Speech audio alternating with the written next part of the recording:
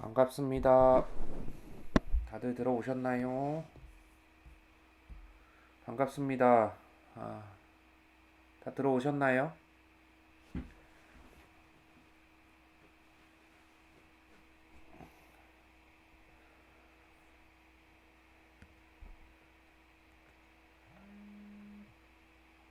네, PC로 보는 분들이 계시면 설정에 들어가서 아, 이제 수신하는 거, 여러분들 걸 송신하는 거 말고 수신하는 화면을 고화질로 바꿀 수 있습니다. 그러면 더 잘 보일 거고요.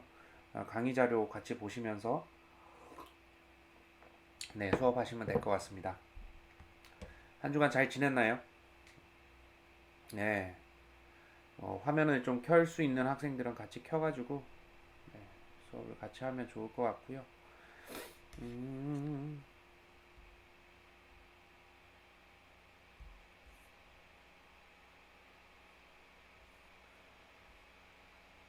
네, 고맙습니다.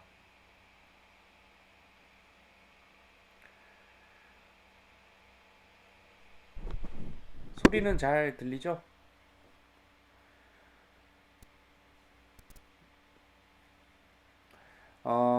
우선 계속 좀 수업을 진행하도록 하겠습니다. 오늘 강의 내용도 그 구글 드라이브에 올려놨고요. 어, 강의 내용 확인하시면서 이 강의 내용이 4강과 5강에 해당하는 내용입니다. 그래서 계속 좀 이 시사점을 우리에게 주는 특히나 이 미디어와 소셜 미디어 그리고 요즘 뭐 이제 계속해서 나타나고 있는 뉴미디어의 어떤 환경 속에서 우리가 좀 볼 수 있는 부분들 그리고 이제 앞으로도 계속 이 부분에 대한 그 이론 강의를 계속 병행을 할 거고요. 특히나 제가 수업 전반적인 부분에서 우리가 어떻게 지향해야 되는지를 지난주와 지지난주에 걸쳐서 계속 말씀을 드렸고 특히나 시장 환경 속에서 광고가 왜 필요한지 더 정확히 이야기하면 마케팅이 왜 필요한지 뭐 이런 얘기들을 좀 했었습니다. 그리고 이제 추가로 그 마케팅의 관점에서 결국에는 회사가 또는 그 기업이 또는 어떤 제품이 뭐 또는 롱테일을 계속해서 하기 위해서 접근하고 있는 하나의 브랜드가 그래서 한 회사가 여러 가지 브랜드를 가질 수밖에 없고 그런 환경 속에서 브랜드의 어떤 생성과 그 다음에 소멸을 반복하는 그 과정 속에서 회사는 계속된 어떤 진보를 가져가게 되고 그게 전략적으로 회사가 취하고 있는 스탠스다라고 하는 부분들을 계속 제가 말씀드리고 있고요. 그런 어떤 관점에서 이제 이 이후의 시간들은 조금 더 디테일한 내용들을 가지고 좀 이야기를 하려고 합니다. 우선은 그 이제 업체 컨택이 다 됐고요. 뭐 업체는 우리가 실무로 할 수 있는 그런 업체들로 해서 제가 몇 업체에게 신청도 받았고 그 다음에 그 업체들이 이제 저에게 좀 요청도 하기도 했고 특히나 제가 이러이런 학생들이 있습니다라고 소개했을 때 되게 관심 있어 하는 회사들 이런 회사들 중심으로 해서 제가 그 회사의 실제적인 어떤 프로젝트 정도를 가져왔고요. 그걸 여러분들이 이제 캡스톤 디자인이라고 뭐 한 번쯤은 들어보셨던 그래서 실제로 여러분들의 전공 지식을 바탕으로 실무적 경험을 계속해서 쌓을 수 있는 프로젝트를 두 번 진행하게 될 겁니다. 그래서 이 수업은 그 프로젝트를 두 번 진행하고요. 각각 프로젝트마다 배점을 제가 주게 될 거고요. 그 내용에 대해서 제가 잠깐 한번 보여드리자면 이렇습니다.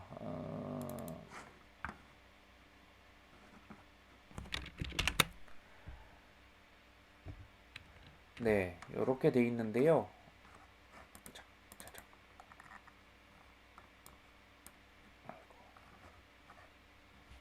보이나요? 잘 안 보이죠? 이 내용 제가 올려드리긴 할 텐데요. 보시면 네. 지난주까지 해서 이번 주까지 해서 계속 어떤 시장의 상황, 그 다음에 현대의 이슈가 되고 있는 부분들에 대해서 제가 말씀을 드릴 거고 그 내용이 이 내용까지 이제 포함될 겁니다. 그리고 제가 이번 주 중에 좀 정리를 조금 더 해서 첫 번째 프로젝트 테마를 여러분들께 공유를 드릴 거예요. 그러니까 지금 이 업체가 어떤 업체고 이 업체가 어떤 방향으로 가고 있는데 여러분들이 이런 광고 또는 어떤 바이럴 마케팅 아니면 소셜 마케팅 같은 것들을 어떻게 할지 그래서 미디어에 있어서의 마케팅의 어떤 흐름들을 여러분들은 어떻게 가져가면 좋을지에 대해서 한번 고민해 보시고 실제로 이 이후의 시간은 저와 1대1로 이야기해야 될 시간이 훨씬 많아졌습니다. 그래서 제가 개별적으로 다 연락을 한 주에 한 번씩은 꼭 할 수 있도록 그렇게 진행을 할 거고요. 저랑 연락을 하시면서 여러분들의 궁금증을 해소하시고 실제로 그런 부분들에 대해서 이렇게 캡스톤 디자인으로 5에서 9주차 동안 이제 실시하게 됩니다. 다행히도 이번 주와 5주차 이 사이에 있어서는 좀 갭이 있습니다. 어, 다음 주가 추석이잖아요, 그렇죠? 그래서 조금 더 한번 고민해 볼 시간이 있고 이제 모드를 전환은 여러분들이 이제 학습할 수 있는 그런 어떤 모드를 전환하는 데 있어서 훨씬 더 익숙하게 될 거고요. 그렇게 된 이후에 5주부터 9주까지 수업이 진행되게 될 텐데 실제로 이 프로젝트에 대해서는 저와 1대1로 온라인 미팅을 계속해서 진행할 거고요. 어, 뭐 시간을 이제 저랑 맞춰가면서 가능한 시간에 좀 진행을 하도록 할 거고요. 그리고 이 시간 지금 이제 목요일 아침 9시 반부터 진행하는 이 시간에는 제가 이론 강의를 계속해서 진행을 할 겁니다. 그래서 광고의 어떤 원론적인 부분부터 해서 실제로 소셜 미디어 환경에서 이 원론적인 얘기가 어떻게 넘어오는지에 대한 케이스 스터디들을 진행을 하게 될 겁니다. 그래서 다양한 케이스들 그리고 실제로 실무에서 어떻게 고민하고 있는지 아니면 이게 이론적으로 어떻게 정리되어 있는지 하는 그런 내용들을 계속해서 저와 함께 공유하게 될 거고요. 그리고 보시면 5월 9일 날 첫 번째 프로젝트 시사가 있는데 이 내용을 모두가 좀 볼 수 있도록 여러분들이 이제 발표를 하면 참 좋은데 이 수업의 인원이 너무 많은 관계로 제가 발표는 생략하겠습니다. 그래서 내용만으로 좀 평가를 하게 될 거고요. 내용에 대해서 제가 궁금한 게 있으면 마찬가지로 두 번째 프로젝트 진행할 때 첫 번째 프로젝트에 대한 피드백도 포함하면서 수업을 진행하도록 하겠습니다. 그래서 결론적으로 말씀드리면 두 번의 프로젝트가 있을 거고요. 그리고 두 번의 프로젝트에 해당하는 과제는 하단부에 보시면 PPT 형식의 기획안을 작성하시면 됩니다. 그래서 여러분들이 설정한 타겟팅, 그 다음에 사회적 이슈, 그리고 새로운 어떤 플랫폼, 아니면 새로운 미디어 환경, 뭐 이런 부분에 대한 이해를 가져가시고 저는 그런 자료들, 최근에 하고 있는 동향의 자료들을 최대한 많이 보여드릴 거고요. 여러분들이 설계한 그 기획안을 저에게 제출하시는 게 이 두 번의 프로젝트의 결과물이 되겠습니다. 실제로 발표는 없습니다. 발표 따로 뭐 이걸 가지고 저에게 뭐 프레젠테이션을 할 필요는 없고 이 결과물만 가지고 제가 이야기를 하도록 하겠습니다. 그리고 결과물 평가는 그 해당 업체의 담당자들과 그다음 대표 뭐 이렇게 해서 저와 같이 평가를 하도록 할 거고요. 그렇게 나온 평가 결과도 여러분들께 요 뒤에 두 번째 프로젝트 하면서 제가 피드백 해드릴 거고요. 실제로 두 번째 프로젝트에 대한 부분은 종강 이후에도 제가 피드백을 계속해서 메일로 정리해서 보내드리도록 하겠습니다. 그래서 보시면 기본적인 틀은 이론 강의가 있고요. 플러스에서 주중에 저와 1대1로 온라인 미팅하는 부분 이 부분이 있다는 거 여러분 기억하시고 동일하게 5주씩 끊어서 진행을 합니다. 5에서 9주차까지 첫 번째 프로젝트 그리고 10에서 14주차까지 두 번째 프로젝트 그리고 전체에 대한 총평을 15주차에 하고 종강하도록 합니다. 이 부분까지는 이해가 되시나요? 네, 그래서 저랑 뭐 이런 부분에 대해서 궁금한 게 있다면 저와 계속해서 의논하시면서 진행을 할 거고요. 실제로 이 성적에 대한 배점을 보시면 출석을 30점이고요. 그 다음 각각 프로젝트가 30점씩 두 번 진행됩니다. 그리고 이제 10점이 퀴즈입니다.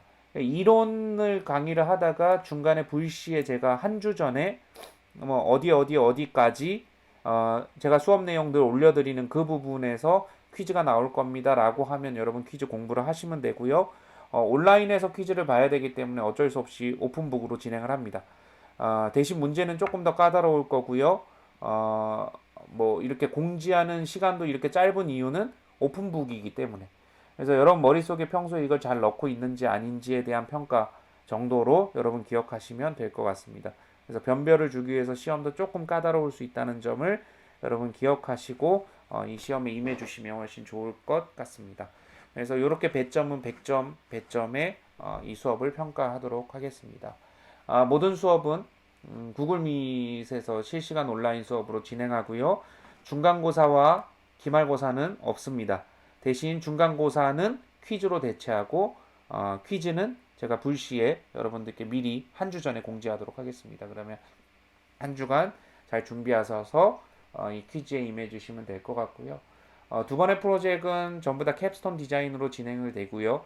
캡스톤 디자인의 번역이 종합 설계입니다. 실제로 공대나 아니면 이공계 프로그래밍 하는 그런 학과들에서 충분히 진행하고 있는 여러분들도 한번 해보셨다면 이런 캡스톤 디자인에 대해서 익숙하실 텐데 전공 지식 이런 것들을 바탕으로 해서 산업체가 필요로 하는 주제로 과제를 스스로 설계하고 기획하고 제작해서 수행하는 이 과정을 이 수업 시간 동안 두 번 진행하도록 하겠습니다. 그래서 원래 이 수업이 오프라인으로 할 수밖에 없었던 이유가 이런 데 있었어요. 그래서 업체 관계자도 만나고 이래야 되는 어떤 이유들이 있었는데 어쨌든 아쉽게 이게 그렇게 되지 않는 부분이라서 제가 요 수업 중에 가능하면 그 업체 관계자를 이 온라인 우리 지금 하고 있는 구글 미트에 초대해서 내용도 한번 들어보고 여러분들의 내용에 대한 총평도 한번 들어보고 이런 시간들도 가질 수 있도록 하겠습니다.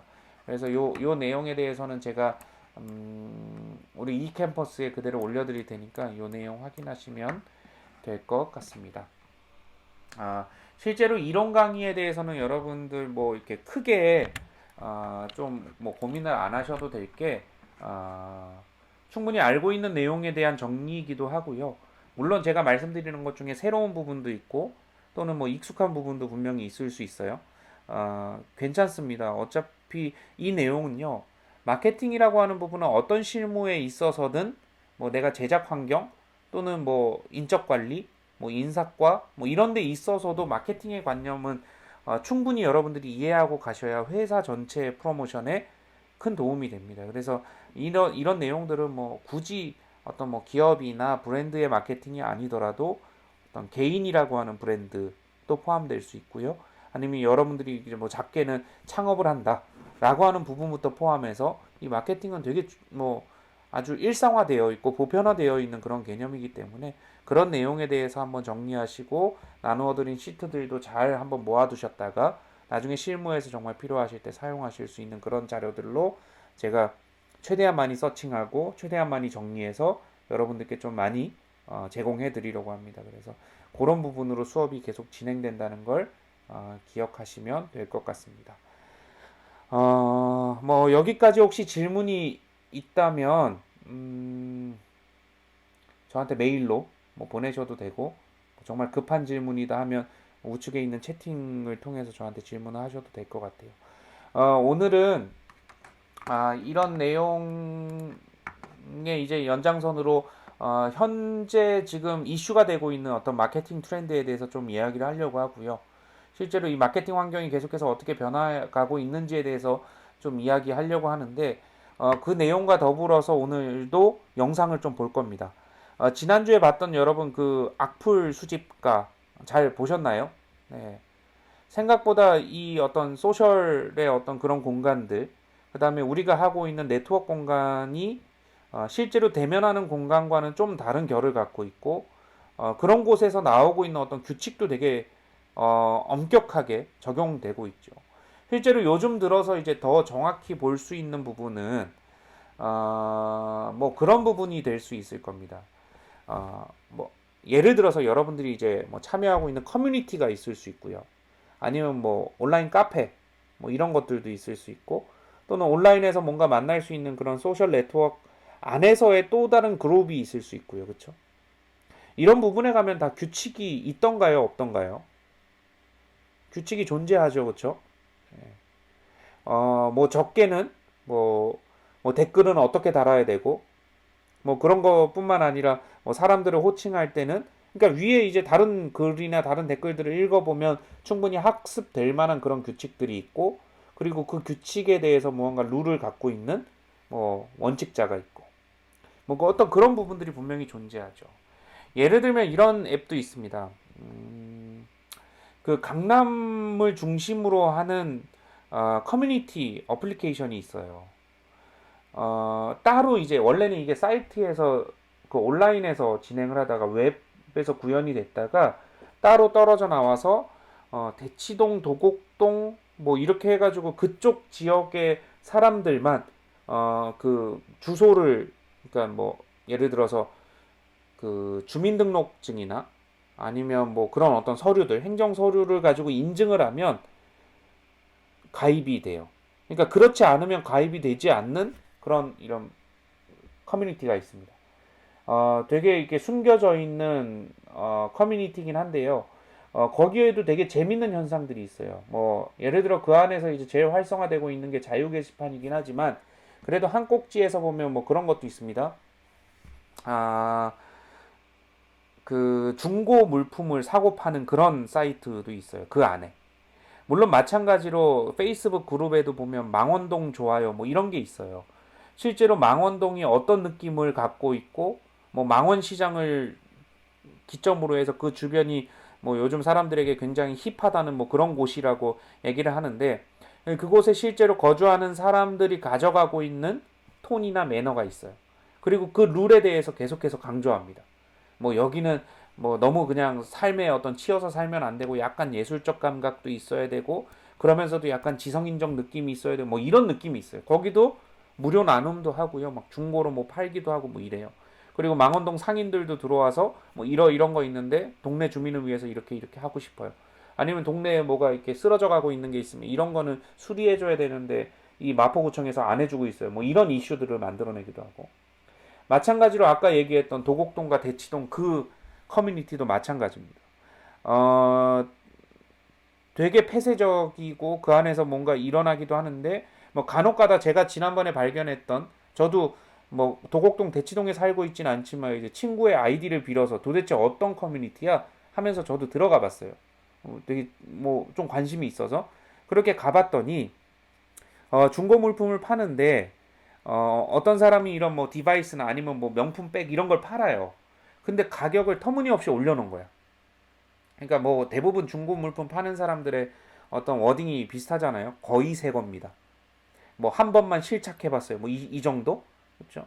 뭐 그 사람이 뭐 10번 입었는지 몇 번 입었는지 모르겠지만 거의 새 거예요. 대부분 이런 말이거든요. 그러니까 파는 사람은 이게 새 거였으면 좋겠고 사는 사람은 뭐 조금이라도 가격이 쌌으면 좋겠고 이런 어떤 이해의 충돌이 있는데 어떤 베네핏을 줄 거냐에 대해서 뭐 얘기할 때 어쨌든 가격을 많이 받으면 좋은 거고 사람들이 이걸 거의 새 거라고 생각해서 싸네 하고 선택하면 참 좋은 그런 어떤 이해관계가 이렇게 성립을 하는데 거기서 활동하고 있는 그 룰을 지켜내는 하나의 사람이 있어요. 존재가. 그게 아마 운영진의 다른 이름일 텐데 흔히 이제 우리가 이야기하는 카페나 커뮤니티의 운영진과는 또 다른 모습으로 뭐 보안관이라고 하는 아이디를 갖고 있는 사람이 있어요. 이제 그 사람은 터무니없는 가격을 올려놓으면 뭐 삐뽀삐뽀 보안관입니다라고 하는 워딩으로 시작하면서 이게 시장가는 어떻고 뭐 어떻고 이 제품이면 뭐 이 정도입니다라고 하는 룰들을 계속해서 얘기를 해요.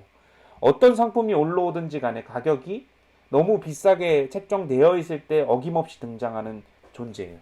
그러니까 그게 되게 중요한 캐릭터가 되어 있고 실제로 그 커뮤니티 안에서 그 존재는 되게 중요한 어떤 이슈를 만들어내거나 또는 룰을 정리하거나 뭐 이런 어떤 개념으로 정리되는 그런 존재가 있죠. 이 얘기를 왜 하냐면 모든 커뮤니티에는 분명히 룰이 존재합니다. 뭐 그런 부분에 대한 어떤 이슈들이 발생하는 게 지난주에 우리가 봤던 악플 수집가 그리고 실제로 온라인 안에서에서만 룰이 이전에는 온라인 안에서만 국한됐다면 이제는 그 이상이 된 어떤 시대. 그래서 이 온라인이 오프라인을 지배하게 되는 뭐 이런 어떤 시대로의 전환들이 분명히 존재하게 되죠. 나중에 기회가 되면 제가 이 내용에 대해서 뭐 역사적으로 좀 풀어낼 수도 있고 아니면 어떤 시간의 흐름대로 풀어낼 수도 있지만 그 내용이 조금 더 길고 좀 뭐 이렇게 네, 좀 방대한 어떤 내용이기 때문에 나중에 대면을 했을 때 제가 한번 설명드리면 좋을 것 같고요. 어쨌든 이런 부분에서 왜 사람들이 이제는 이 미디어 환경에 지배가 될 수밖에 없는가. 여러분 이전까지의 시대만 하더라도요. 제가 늘 말씀드리는 어떤 기조 중에 하나가 효용의 가치와 종속의 논리에 국한되어 있던 시대가 이 온 인류를 한 2000년 이상 지배하고 있었어요. 그러니까 효용의 논리와 이 종속의 가치는 뭐냐면 이런 컴퓨터나 이런 디바이스들은요, 결국엔 사람이 사용해 줬을 때 가치가 있다라고 하는 부분이 핵심이었어요. 그러니까 이 사람이 이런 모든 어떤 디바이스, 다시 말해서 디바이스라고 하면 인간이 만들어낸 또 다른 부속물이잖아요. 그렇죠?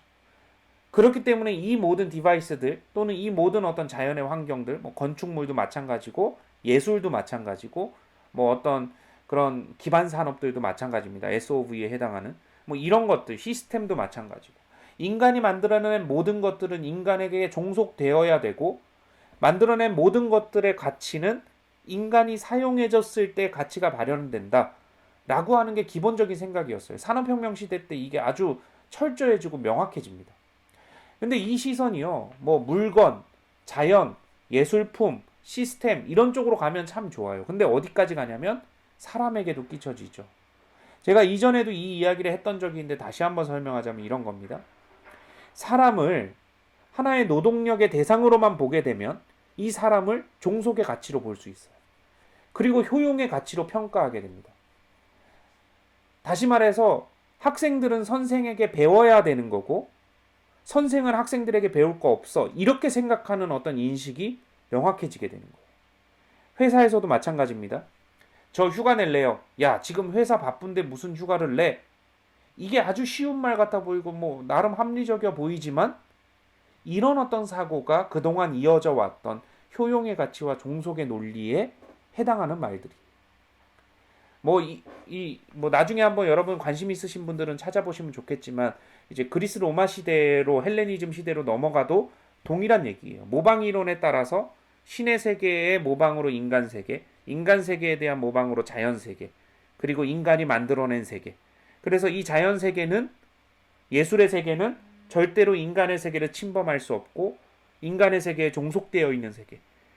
그래서 뭐 이런 시도 있잖아요. 우리가 알고 있는 그 시점이 한 2000년 이상 지속되는데 뭐 내가 이름을 불러주었을 때 나에게로 와서 꽃이 되었다. 이런 얘기들과 마찬가지인 거예요. 그런데 요즘 시대의 어떤 메커니즘의 변화 자체는 여러분들은 학생이니까 저한테 배워야 되는 종속의 어떤 대상들 그리고 여러분들을 효용의 가치로만 봐서 뭐 성적대로만 이렇게 좌표로 나눠지는 이런 식으로 보면 저는 이제 꼰대가 되는 거죠. 근데 그렇지 않은 어떤 시대의 흐름들이 계속 나타나게 되고 회사 어려운 거랑 나 쉬는 거랑 무슨 상관이에요? 라는 인식이 이제는 사람들로부터 지지받는 시대가 된 거죠. 다시 말해서 꽤 오랜 시간 동안 이어져 왔던 종속의 논리와 효용의 가치가 허물어지는 여러분 이게 어디로 또 전환이 되냐면 제가 늘 말씀드리지만 IoT 그 다음에 우리가 지난주에 봤던 그런 악플 수집과 이런 부분에도 똑같이 종속이 됩니다. 이런 거예요. 사람이 만들어낸 시스템이 이제는 사람이 배워야 될 그래서 그 시스템 때문에 사람이 변화하게 되는 중요한 어떤 기점으로 자리 잡게 돼요.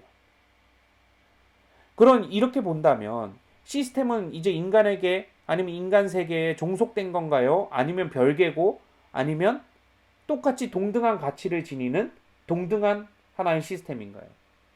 후자인 쪽이 맞는 거죠. 그렇죠? 이게 이런 핵심이 IoT에도 그대로 나타나는 거예요. 인터넷 오브 띵즈. 뭐냐면 인간이 사용해줘야 인간을 위해서 인터넷을 하고 인간을 위해서 사물들을 서로 연결해야 되는데 이제 인간이 필요 없대요. 그리고 사물들끼리 인터넷으로 커뮤니케이션 한대요. 그리고 나중에 인간은 그렇게 된 환경에 적응하려고 애써야 돼요. 무언가 메커니즘이 상당히 많이 바뀌어 있어요. 내가 선생님이지만 여러분들의 이야기를 통해서 저도 배워요. 이런 마인드를 갖고 대하는 것과 그렇지 않은 것과는 꽤 많은 어떤 결의 차이가 있거든요. 회사에서도 마찬가지입니다. 신입사원은 당연히 그보다 연차가 오래된 사람의 종속된 존재야 라고 한다면 내리갈굼 하는 거죠. 뭐 만약에 제가 사장이라면 부장 불러서 야 회사 똑바로 안 해? 그럼 부장이 이제 과장 불러서 야 똑바로 안 해? 과장이 밑에 사람 불러 야 똑바로 안 해? 대리가 해서 인턴 불러가지고 똑바로 안 해? 막 이런 무한상사에 있었던 그런 일들이 실제로 일어나는 거죠. 그리고 그런 어떤 시스템이 정상인 것 같고 회사에 당연히 직원들이 종속되어야 되는 그런 환경. 근데 시대가 그렇게 되지 않는다는 시대. 여러분 제가 이 말씀을 왜 드리냐면요. 마케팅 환경 그리고 우리가 지금 계속해서 들여다보려고 하는 소셜미디어 환경에서는 이런 추세, 이런 뉴 트렌드, 이런 새로운 어떤 메커니즘과 패러다임이 너무나 명확하고 선명하게 드러나고 있어요. 심지어 이전에는 어떤 정보의 주체자가 되는, 정보의 독점자가 되는 뭐 예를 들어 평론가든지 아니면 어떤 뭐 문화에 대해서 좀 전문적 지식이 갖고 있는 사람의 워딩이 되게 큰 어떤 선호와 아니면 신뢰의 대상이 됐어요. 근데 요즘에 여러분 영화 보러 가면서 어떤 평론가들이 이야기하는 걸 듣고 그 말 듣고 저 영화 봐야겠다 이렇게 선택하는 사람이 있나요, 없나요? 거의 없어요. 그냥 개인의 취향이에요. 자기가 좋아하는 대로 하고요. 오히려 더 넘어서 차라리 나한테 넷플릭스가 아니면 알고리즘이 나한테 추천해 주는 게 더 나에게 맞아라고 생각하는 시대로 바뀌어 버리는 거죠. 그러니까 이런 메커니즘의 변화에서 여러분들의 마케팅의 스탠스는 어떻게 취해야 될지, 또는 새롭게 등장하고 있는 여러분들이 새로 만들어야 되는 아니면 지금 우리가 마케팅을 해야 되는 이 브랜드의 톤 앤 매너를 어떻게 가져가야 될지 되게 중요한 얘기인 거죠. 실제로 시대가 이렇게 변화하고 있음을 좀 간략하게 볼 수 있는 것들이 이제 지난주에 봤던 영상 같은 거고요. 그래서 이제 악플이 실제로 온라인 안에서 인간이 사용해줘야 가치가 발생하는 온라인 공간 안에서 나타났을 때 그게 뭔가를 지배하게 되면 야 이건 뭐 잘못됐으니까 다 하지 마 이렇게 얘기하는 결과와 되게 비슷하다는 거예요. 게임이 우리에게 뭐 미치는 영향이 안 좋으니까 뭐 PC방에 전원을 한번 내려보겠습니다. 보세요. 사람들 폭력적으로 변하죠. 이렇게 아주 단편화된 가치의 연결로 이런 부분을 평가할 수 있는 부분이 아니라는 거죠. 그래서 단순히 게임을 하면 폭력적이어져. 뭐 여러분들 뭐 배그 많이 하고 롤 많이 한다고 뭐 나가서 총 쏘고 그러나요? 아니잖아요. 그러니까 쉽게 이야기하면 가치의 아주 단편화된 종속의 논리, 가치의 아주 단편화된 효용의 가치에 따라서만 볼 수 없는 그런 어떤 새로운 패러다임이 열렸다. 그래서 게임이 더 이상 뭔가 게임을 하면 그 사람은 게임의 영향을 직속으로 받을 거야 라고 하는 어떤 시선마저도 어 그렇죠. 아주 가녀리고 아주 형편없는 그런 시선들로 이제는 치부받는 그런 시대. 이런 시대에 대한 이해들을 여러분들이 가져가시면 좋을 것 같습니다. 그래서 이제 오늘 하려고 하는 내용 중에 물론 오늘 조금 하고요. 이제 다음 주에 계속해서 진행을 할 텐데 미리 한번 이 내용을 좀 읽어보시면 좋을 것 같아서 내용을 좀 정리한 부분입니다. 보시면 실제로 2020년에 이 소셜 미디어 상에 나타나고 있는 아니면 실제로 어떤 사회적 이슈가 가장 많이 발생하고 있는 부분이 뭘까에 대해서 이제 정리한 부분이고요. 이 내용이 지금은 또 다른 이슈들 때문에 다 어그러졌어요. 실제로 제가 이 내용을 왜 보여드리냐면 이게 작년 말에 나왔던 2020년 트렌드를 예상하고 짐작하는 아주 강력한 캘린더였어요. 그래서 2020년에 마케팅을 하려면 이렇게 해야 돼요. 뭐 이런 것들이었던 거죠. 뭐 추석을 대비하려면 보통 한 3, 4월부터 준비를 하거든요. 마케팅 포인트를. 그래서 플래닝을 짤 때 한 3, 4개월 짜는 거예요. 마찬가지입니다. 크리스마스 벌써 진행하고 있고요. 막 지금 연애해야 지금 사귀어야 D-100 막 이런 거 나오잖아요. 여러분 그것도 다 이제 마케팅의 되게 중요한 관점 중에 하나로 사람들이 바이럴을 미리 풀어놓는 거예요. 그럼 막 붐업이 되고 뭐 이렇게 되는 건데 이런 부분에 따라서 전체적인 캘린더를 보통 1년치 캘린더를 이렇게 갖게 됩니다. 그래서 가장 어떤 마케팅 포인트가 많이 발생하는 부분이 뭘까? 그 이슈는 뭘까? 이런 것들을 좀 살펴보게 되죠. 그러면서 이제 지금 이슈가 될 것들은 도쿄올림픽은 이미 없어졌고요. 뭐 내년에 한다는데 그것도 잘 모르겠고, 지금은 이제 이슈가 블랙 프라이데이, 그 다음 12월의 송년회, 뭐 이런 부분을 포함해서 어쨌든 코비드 19이 지금 제일 중요한 이슈고요. 그래서 모든 어떤 상품에 아니면 모든 마케팅의 워딩 자체가 코비드 19으로 집중되고 있어요. 실제로 이제 어떤 글로벌 마켓을 가만히 살펴보면 미국의 대통령 선거 이런 부분에 되게 많이 맞춰져 있죠. 그래서 이런 어떤 실제로 사회적 이슈, 빅 이벤트가 뭐가 있는지에 대해서 뭐 도쿄 올림픽의 경우 뭐 예컨대 반일 감정이 강화되면서 다소 소극적인 마케팅으로 진행될 거라고 봤는데 지금 되게 아이러니하게 코비드 19 때문에 뭐 일본이 어떻게 해야 되고 뭐 이런 관념에 대해서는 조금 희박해진, 조금 희미해진 그런 어떤 상황으로 보일 수 있습니다. 그래서 보시면 실제 광고 시장의 현황, 소비자의 트렌드가 어떻게 변하고 있고, 컨텐츠 트렌드가 어떻게 변하고 있고, 그리고 테크놀로지의 트렌드가 어떻게 변하고 있는지, 그리고 미디어 트렌드가 어떻게 변하고 있는지에 대해서 좀 살펴보려고 합니다. 이런 어떤 디지털 채널, 그리고 특히나 온라인 동영상 광고비가 계속해서 증가하고 있고, 글로벌 광고 시장의 어떤 전체적인 모습에서 봤을 때는 퍼센테이지 자체가요 소셜 네트워크에 굉장히 많이 집중되어 있습니다. 그래서 엑스트라 올디너리하게 이제 인크레이징 하는 게 그러니까 아주 독특하게 인크레이징 하고 있는 시장 자체가 이제 온라인 비디오 시장이고요. 맨 왼쪽에 있죠. 84%. 그리고 나타나고 있는 게 소셜 네트워크 시장입니다. 실제로 아주 전통적인 TV 시장은요. 그냥 작년과 동일하게 유지만 해도 괜찮은. 근데 이미 디크레이즈 하고 있는, 그러니까 감소하고 있는. 여기에 이제 광고비 전체가 감소하고 있는. 특히나 제일 우측에 한번 보세요. 뉴스페이퍼는 이게 2019년에 나왔던 보고서인데요. 뉴스페이퍼에서 나타날 수 있는 뭐 그런 어떤 광고비는 디크레이즈 하는 게 66%고요. 그 다음에 이제 stay the same, 작년과 이제 동일하게만 가져가자라고 하는 게 25%고 인크레이즈가 거의 없습니다. 그 익스트라오디너리하게 인크레이즈 하는 거 아주 특별하게 두드러지게 뭔가 증가하고 있는 폭은 트래디셔널 TV도 그렇고 라디오도 그렇고 뉴스페이퍼도 사라지고 있어요. 그러면서 온라인 디스플레이와 어드밴스드 TV, 그 다음에 소셜 네트워크, 그 다음 온라인 비디오 이런 부분에서 이제 강점이 되고 있죠. 지금 이제 컨택해놓은 한 업체가 하고 있는 사업이 한 2가지에서 3가지 정도 꼭지가 있는데 그 중에 하나가 그 어떤 이 지리적 거점을 이용한 하나의 상품들을 개발하고 있고 특히나 여러 가지 이슈들을 좀 종합해서 하고 있는 그런 좀 마케팅 플랫폼을 하나 만들고 있는데 온라인과 오프라인이 가능한 마케팅 플랫폼을 만들고 있고요. 뭐 예를 들어서 제가 한번 미리 소개를 한번 드리자면 자판기 매장을 무인 자판기 매장을 하려고 해요. 그래서 요즘 흔히 이야기하는 밀킷, 그래서 한 끼 식품들, 집에서 반조리 식품들 뭐 이런 거 있잖아요.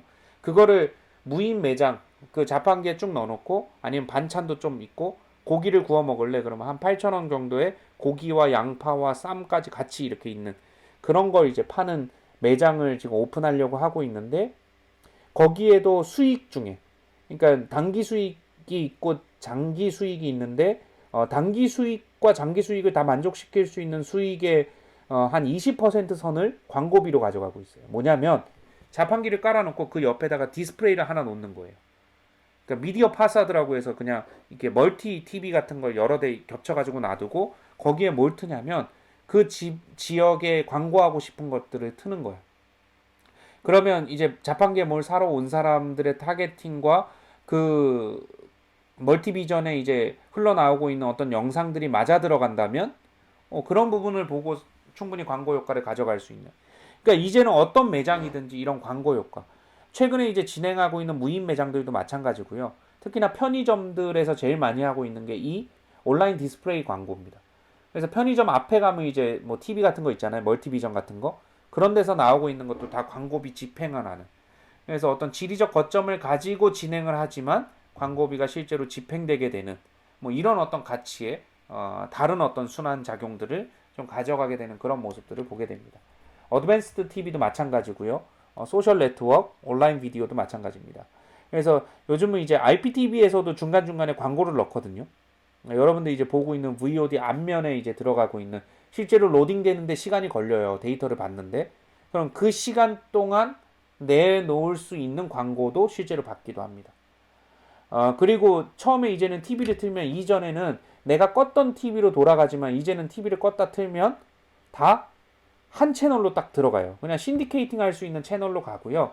그걸 보통 이제 그 랜딩 페이지 또는 랜딩 채널이라고 하는데 랜딩 채널에서 광고가 계속 돌아가고 있습니다. 그러고 난 다음에 여러분들이 원하는 채널로 갈 수 있게 만드는 IPTV가 꽤 많이 이제는 등장하고 있죠.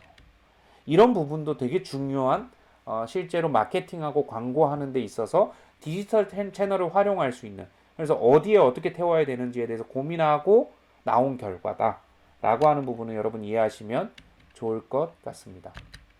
마찬가지로 이제 이런 어떤 디지털 광고비가 이제는 5조 원대로 진입을 예상하고 있고요. 특히나 디지털, 모바일이나 PC, 뭐 흔히 이야기해서 하이브리드로 진행된다고 하는 그런 어떤 이 디지털의 비중이 40% 이상 계속해서 확장되고 있습니다. 어, 총 광고비 규모가 12조 4천억이라고 하는데요. 이 중에 한 40%를 PC와 모바일 등 디지털 광고가 차지할 전망이고, 이제는 이렇게 광고할 수 있는 어떤 플랫폼들이 계속해서 늘어나게 되고, 아니면 기존에 있는 플랫폼에서도 광고의 하나의 그 니치를 찾게 되는 거예요. 그 틈새를. 그러면서 전체 광고 시장의 성장을 견인하게 된다. 그러니까 참 뭐 산업이 어렵다고는 하는데 광고는 계속해서 늘어날 수밖에 없는 아주 아이러니한 시장이 있죠. 여러분 예를 들면요. 요즘 이제 학교 앞도 되게 어려워지고, 그 다음에 번화가들도 마찬가지입니다. 이 코비드 19 때문에 외국인들이 들어오지 못하기 때문에 외국인들 중심으로 했던 모든 어떤 상업적 그 로케이션도 마찬가지예요. 되게 침체하고 있는데 이 반면에 뭐가 제일 많이 뜨고 있냐면 두 가지가 제일 많이 뜨고 있습니다. 두 가지 산업군이에요. 첫 번째가요. 이 마케팅 산업군이 제일 많이 뜨고 있어요. 왜냐면 돈 벌어야 되거든. 안 되니까. 그리고 또 하나가 뭐냐면 인테리어 사업이에요. 그래서 너도 나도 지금 인테리어 사업에 뛰어들고 있거든요. 왜냐면 가게는 망했어요. 근데 다음 가게가 또 들어와야 돼.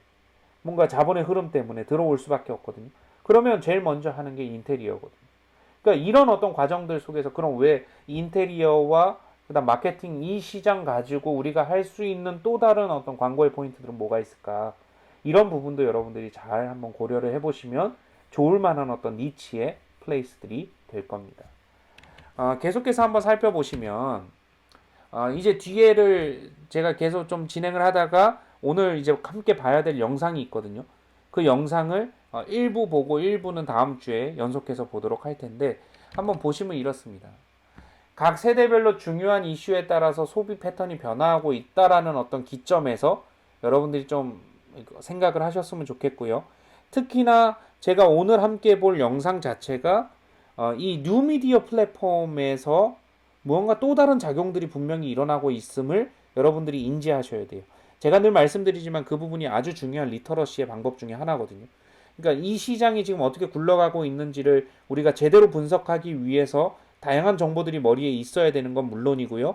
그게 여러분들에게 되게 중요한 하나의 시선들로 또는 중요한 하나의 시각들로, 그래서 판단의 기준들로 좀 자리 잡아야 되는 그런 영상들을 함께 보고 나머지 내용 다음 주에 계속해서 연결해서 하도록 하겠습니다.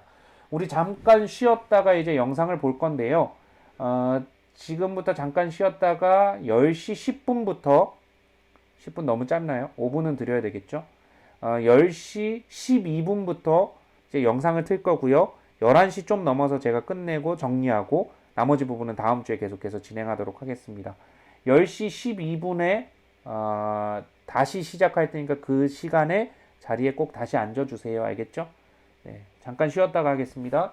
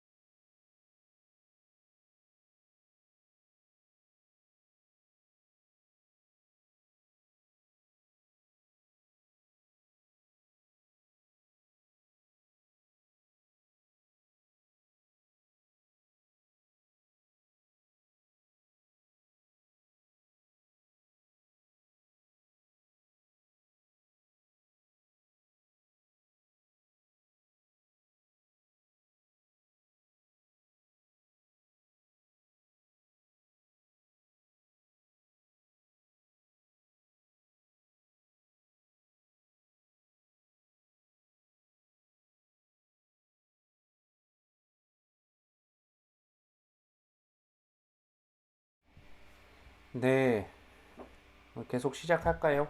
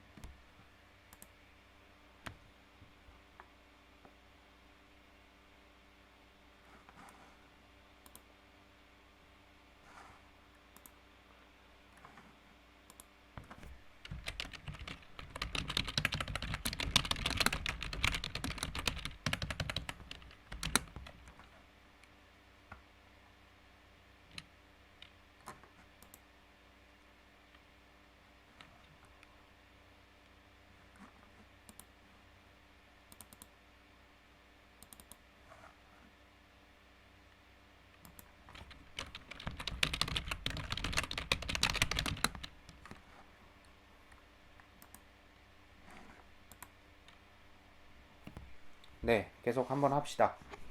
아, 좀 같이 보고 싶은 작품은요. 흔히 이제 요즘 얘기하는 페이크 다큐 중에 하나인데, 이 페이크 다큐가 조금 어감이 안 좋죠, 그렇죠? 약간 뭔가 페이크 해야 되는 것 같고, 요즘 나오고 있는 페이크 뉴스랑도 좀 비슷할 것 같고, 근데 그런 내용은 아니고요. 실제로 약간 연출이 들어간 드라마와 다큐멘터리의 어떤 중간 정도? 그걸 이제 요즘 흔히 이제 통칭해서 페이크 다큐라고 합니다. 원래 다큐멘터리는 그 어떤 연출 없이 그냥 현장에 있는 얘기들을 쭉 가져가는 게 다큐멘터리인데 거기에 연출이 약간 가미된 뭐 이런 형태라고 좀 보시면 될 것 같고요. 제목은 소셜 딜레마라고 하는 제목입니다. 혹시 뭐 보신 학생들이 있을까요? 네. 최근에 이게 오픈이 돼가지고요. 이 내용을 여러분들이 한번 보시면 꽤 중요하고 꽤 고민해야 될 어떤 이슈들이 좀 존재하게 됩니다. 다 보지는 못할 것 같고요. 우선은 제가 한 11시 조금 넘어까지 일단 한번 쭉 보고 그 다음에 한번 정리한 다음에 또 다음 주에 계속해서 연속해서 보도록 하겠습니다. 그래서 이 소셜 딜레마를 제가 보려고 탈퇴했던 넷플릭스를 다시 가입했고요. 여러분들과 이제 같이 보기 위해서 네, 돈도 결제를 했습니다. 뭐 그걸 어필하는 건 아니지만 재밌기 때문에 어디서 보셔야 되냐면 넷플릭스에서 보셔야 된다. 뭐 이 내용을 이제 좀 먼저 말씀드리고 싶고요. 한번 내용을 보시면서 어, 머릿속에 계속 좀 드는 생각들, 그다음 여러분들이 이제 잡아야 될 어떤 톤이나 매너, 스탠스 뭐 이런 부분들을 좀 메모도 해가면서 그다음 요즘에 이슈가 있다면 뭐 생각 좀 나는 것들이 있다면 이런 다큐멘터리의 어떤 특징들이 여러분 머릿속을 계속 자극시켜 주는 거거든요. 그래서 그런 것들 한번 보시면서 한번 정리하시면 훨씬 좋을 것 같습니다. 그 내용을 같이 보면서 계속해서 강의를 진행하도록 하겠습니다. 한번 보겠습니다.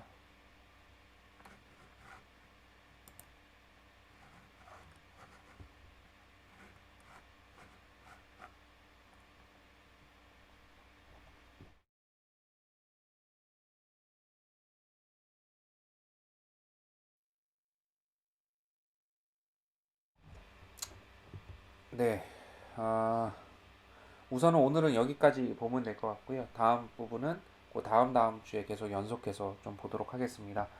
아, 그 첫 번째 프로젝트에 대한 내용 제가 주중에 올려드리고 여러분들 쉽게 보실 수 있게 제가 문자로 공지 한 번씩 보내겠습니다. 그래서 제가 올린 다음에 바로 공지 올릴 테니까 한번 보시고 뭐 내용에 대해서 궁금한 게 있으면 이제 저랑 같이 얘기하시면서 진행하시면 될 것 같습니다. 관심 있으신 분들은 이 소셜 딜레마를 조금 더 뭐 보고 싶으신 분은 넷플릭스에 있으니까 검색해서 미리 보시면 더 좋을 것 같고요.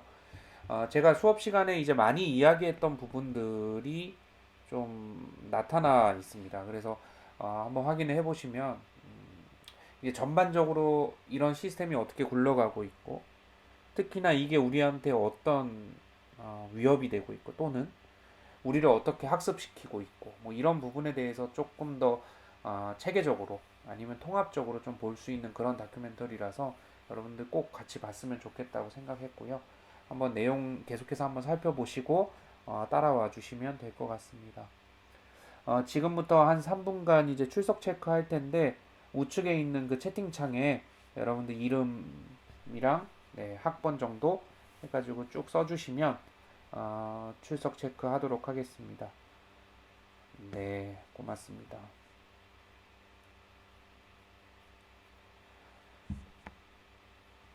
네, 오늘도 고생하셨고 출석 체크 하신 분들은 네, 방을 나가셔도 되고요. 우리 다음 주는 추석이니까 추석 잘 보내시고 그 다음 주에 다시 한번 좀 만나도록 하겠습니다. 고생 많이 하셨습니다.